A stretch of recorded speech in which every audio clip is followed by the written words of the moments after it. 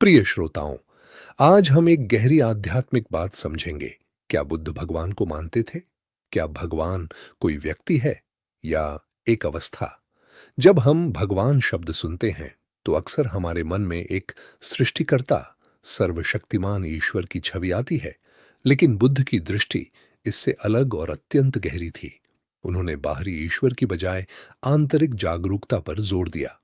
भगवान शब्द का अर्थ है धन्य, गुणों से पूर्ण, जागृत। बौद्ध परंपरा में बुद्ध को भगवान कहा गया, जिसका अर्थ है धन्य पुरुष। लेकिन बुद्ध ने कभी खुद को ईश्वर घोषित नहीं किया। उन्होंने कभी यह नहीं कहा कि उनकी पूजा करो या उन्हें सर्वशक्तिमान मानो।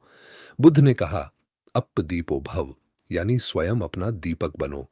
इसका अर्थ है कि हर व्यक्ति के भीतर ही प्रकाश है, और उसी प्रकाश को पहचानना ही असली आध्यात्मिकता है।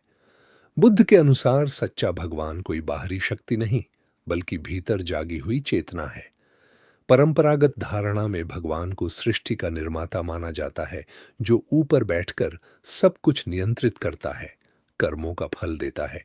लेकिन बुद्ध ने इस विचार को स्वीकार नहीं किया। उन्होंने कहा कि यह संसार कारण और परिणाम के नियम से चलता है। हर चीज अनित्य है, जो उत्पन्न हुआ है वह नष्ट होगा। बुद्ध ने पूजा, यज्ञ और बाहरी आडंबरों की बजाय ध्यान, समझ और जागरूकता पर जोर दिया। उन्होंने सिखाया कि दुख का कारण हमारे भीतर है, हमारे विचार, हमारी इच्छाएं, हमारा अज्ञान, और उसी के अंत से मुक्ति संभव है। बौद्ध ग्रंथों में बुद्ध के कई गुण बताए गए हैं। वे अरहंत हैं, सम्यक संबुद्ध हैं, लोकविदु हैं और देवताओं व मनुष्यों के गुरु हैं। उन्हें भगवान इसलिए कहा गया क्योंकि उन्होंने अज्ञान को पूरी तरह समाप्त कर दिया था और सत्य को प्रत्यक्ष अनुभव किया था। बुद्ध का संदेश बहुत स्पष्ट है। बाहर भगवान मत खोजो, भीतर देखो। जब मन क्रोध, लोभ और अहंकार से मुक्त हो जाता है, तब वही मन दिव्य हो जाता है। वही अवस्था भगवान की है। जब व्यक्ति पूरी तरह जाग जाता है, जब उसके भीतर कोई भ्रम नहीं रहता, जब वह हर क्षण को पूर्ण जागरूकता के साथ जीता है, वही बुद्ध है, वही भगवान है। इसलिए बुद्ध कहते हैं, तुम किसी और की शरण में मत जाओ, स्वयं को जानो। जो खुद को जान लेता है, वही परम सत्य को जान लेता है। अंत में यही समझना जरूरी है कि बुद्ध ने भगवान को नकारा नहीं, बल्कि उसकी परिभाषा बदल दी। उन्होंने उसे एक व्यक्ति से हटाकर एक अवस्था बना दिया। जागरूकता की अवस्था, शांति की अवस्था, पूर्ण स्वतंत्रता की अवस्था। अगर तुम सच्ची शांति चाहते हो, तो बाहर पूजा करने से ज्यादा जरूरी है भीतर जागना। क्योंकि जो जाग गया वही बुद्ध है, वही भगवान है। इसलिए प्रयास भगवान बनने का नहीं, बल्कि जागने का करो। क्योंकि जागरण ही सच्चा धर्म है, और जागरूकता ही सच्ची दिव्यता। इस विचार को और गहराई से समझते हैं। बुद्ध का मार्ग केवल एक दर्शन नहीं है, बल्कि एक अनुभव है। ऐसा अनुभव जो हर व्यक्ति स्वयं प्राप्त कर सकता है।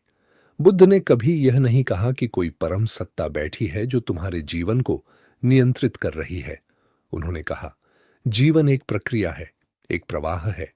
इसमें जो भी घट रहा है, वह कारणों और परिस्थितियों के कारण हो रहा है। इसे ही उन्होंने प्रतीत्य समुत्पाद कहा, यानी सब कुछ एक दूसरे पर निर्भर होकर उत्पन्न होता है। जब हम भगवान को एक बाहरी शक्ति के रूप में देखते हैं, तो हम अपने जीवन की जिम्मेदारी उस पर डाल देते हैं। हम सोचते हैं, जो होगा भगवान करेगा। लेकिन बुद्ध ने इस सोच को बदल दिया। उन्होंने कहा, तुम्हारा जीवन तुम्हारे अपने कर्मों का परिणाम है। यह विचार बहुत शक्तिशाली है, क्योंकि इससे व्यक्ति कमजोर नहीं बल्कि मजबूत बनता है। वह समझता है कि उसके दुख और सुख का कारण कोई बाहर नहीं, बल्कि वह स्वयं है। बुद्ध ने 4 आर्य सत्य बताए। पहला, जीवन में दुख है। दूसरा, दुख का कारण है तृष्णा, इच्छा, आसक्ति। तीसरा, दुख का अंत संभव है। चौथा, दुख के अंत का मार्ग है अष्टांगिक मार्ग। अब सोचिए, इसमें कहीं भी भगवान की पूजा या किसी बाहरी शक्ति पर निर्भरता की बात नहीं है। यहां पूरी बात है समझ, जागरूकता और अभ्यास की। अष्टांगिक मार्ग में बुद्ध ने सही दृष्टि, सही संकल्प, सही वाणी, सही कर्म, सही आजीविका, सही प्रयास, सही स्मृति और सही समाधि की बात की। यह कोई पूजा पाठ का मार्ग नहीं, बल्कि जीवन को सही ढंग से जीने का विज्ञान है। बुद्ध ने यह भी कहा कि अज्ञान ही सबसे बड़ा अंधकार है। जब तक हम वास्तविकता को नहीं समझते, तब तक हम भ्रम में जीते रहते हैं, और यही भ्रम हमें दुख देता है। अब एक महत्वपूर्ण प्रश्न, अगर बुद्ध भगवान को एक व्यक्ति के रूप में नहीं मानते थे, तो फिर लोगों ने उन्हें भगवान क्यों कहा? क्योंकि उन्होंने वह अवस्था प्राप्त की थी जहां मन पूरी तरह शांत हो जाता है, जहां कोई भय नहीं, कोई लालच नहीं, कोई क्रोध नहीं। ऐसी अवस्था में व्यक्ति सामान्य नहीं रहता, वह असाधारण हो जाता है, और उसी असाधारणता को लोगों ने भगवान का नाम दिया। लेकिन बुद्ध ने हमेशा यही कहा, जो मैंने पाया है वह तुम भी पा सकते हो। उन्होंने अपने और दूसरों के बीच कोई दूरी नहीं बनाई। उन्होंने खुद को ऊंचा और दूसरों को नीचा नहीं बताया। यहां एक और गहरी बात समझने की जरूरत है। बुद्ध ने आत्मा, आत्मन के स्थायी अस्तित्व को भी नकारा। उन्होंने कहा, जो हम मैं कहते हैं वह भी बदलता रहता है। हमारे विचार, भावनाएं, शरीर सब अनित्य हैं। जब सब कुछ बदल रहा है तो कोई स्थायी मैं कैसे हो सकता है? इस समझ से अहंकार टूटता है, और जब अहंकार टूटता है तभी सच्ची शांति आती है। बुद्ध का ध्यान, मेडिटेशन भी इसी दिशा में है। जब हम ध्यान करते हैं तो हम अपने विचारों को देखते हैं, अपनी सांस को देखते हैं, अपने भीतर के हर अनुभव को देखते हैं। धीरे धीरे हम समझने लगते हैं कि हम अपने विचार नहीं हैं, हम अपने भाव नहीं हैं, हम केवल साक्षी हैं। और जब यह साक्षी भाव स्थिर हो जाता है, तब भीतर एक गहरी शांति उत्पन्न होती है। यही शांति निर्वाण है, दुखों का अंत, जन्म मरण के चक्र से मुक्ति। अब अगर इसे भगवान कहा जाए तो यह कोई व्यक्ति नहीं, बल्कि एक अवस्था है, पूर्ण शांति की अवस्था, पूर्ण जागरूकता की अवस्था। बुद्ध ने करुणा, कंपैशन पर भी बहुत जोर दिया। उन्होंने कहा, जब तुम जागरूक होते हो तो केवल अपने लिए नहीं, बल्कि सभी प्राणियों के लिए प्रेम और दया उत्पन्न होती है। इसलिए बुद्ध का मार्ग केवल व्यक्तिगत मुक्ति का नहीं, बल्कि सार्वभौमिक करुणा का मार्ग है। एक ऐसा मार्ग जहां व्यक्ति खुद को समझता है और साथ ही दूसरों के दुख को भी समझता है। आज के समय में जब लोग तनाव, चिंता और असंतोष से भरे हुए हैं, बुद्ध का यह संदेश और भी महत्वपूर्ण हो जाता है, क्योंकि यह हमें सिखाता है कि शांति बाहर नहीं, भीतर है। तुम मंदिर जाओ या न जाओ, पूजा करो या न करो, अगर तुम्हारा मन शांत नहीं है तो तुम सच्ची खुशी नहीं पा सकते। लेकिन अगर तुम्हारा मन शांत है, जागरूक है, तो तुम कहीं भी रहो, वही शांति तुम्हारे साथ रहेगी। अंत में बुद्ध का संदेश बहुत सरल है। सत्य को स्वयं देखो, स्वयं समझो। किसी पर अंधविश्वास मत करो केवल इसलिए कि वह परंपरा है या किसी ने कहा है।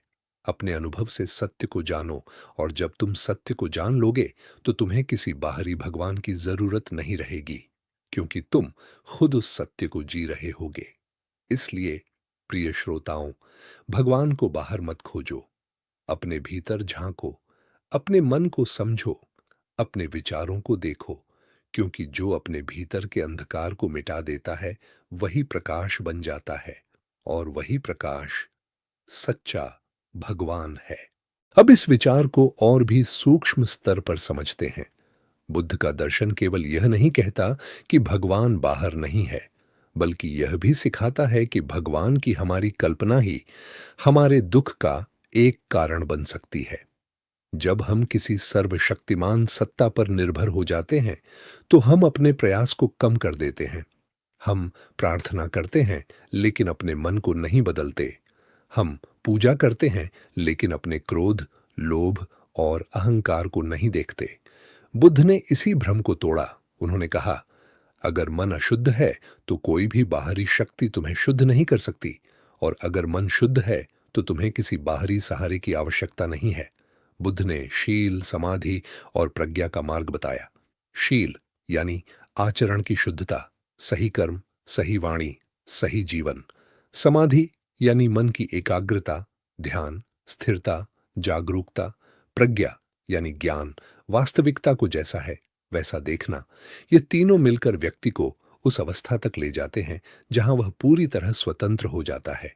यही स्वतंत्रता निर्वाण है। अब एक गहरी बात, बुद्ध ने कहा कि हम जो कुछ भी अनुभव करते हैं वह हमारे मन की व्याख्या है।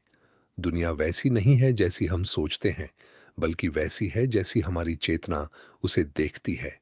इसका मतलब, अगर मन अशांत है तो दुनिया भी अशांत लगेगी। अगर मन शांत है तो वही दुनिया सुंदर और संतुलित लगेगी। तो क्या भगवान बाहर की दुनिया को बदलने वाली शक्ति है? बुद्ध कहते हैं, नहीं। सच्ची शक्ति वह है जो तुम्हारे भीतर की दृष्टि को बदल दे।